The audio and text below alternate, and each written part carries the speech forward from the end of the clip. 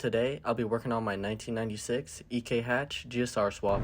Every time I drive, I notice that my engine temp will read cold, so I'm thinking it's either going to be the VTEC solenoid or the thermostat. This is how much we have spent so far on the EK, $955. Let's get started on installing the VTEC subharness ground cable. When we first installed the VTEC subharness, my VTEC mechanic did not solder the ground cable. He thought we didn't need it.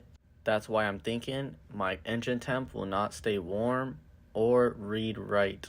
The stuff we will need in this video are solder, extra wire, preferably copper, and electrical tape to wrap it up. At first, I thought I was going to put it to that ground cable, but we decided to go on a ground cable on the frame. Start off by splicing the wire. That's my ground cable right there. Heat up your solder. Then twist each side and then wrap it together. Take your solder and use the metal thing and then glob it on all around. Some advice is just have some cardboard under it so it's just not free balling in the air. After you're done soldering, take your electrical tape or whatever this is and heat it up with the lighter so it molds around the wires. After that's all done, I put it right here, and now let's go take it for a test drive. It ended up not making a difference. It couldn't stay warm or read warm after. So now I'm at Walmart going to pick up some stuff. Alright guys, I got all my coolant and my oil filter. Now I'm going to be heading home. And I saw Sawyer's favorite car. I ordered the thermostat with the gasket on it from VatoZone for $20.53. All you will need is a 10 mil, so let's get started by jacking up the car.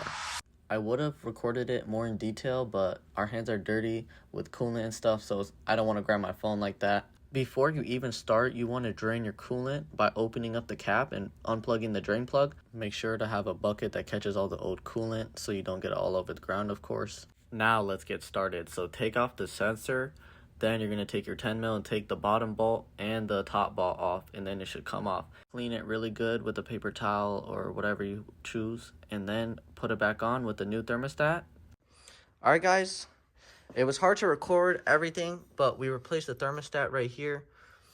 So it ended up having no thermostat. That's why it's not reading right. Now, since we drained all the coolant, it's time to bleed the coolant. But you see my hose right here is kind of loose, so I'm just going to put it back on tighter.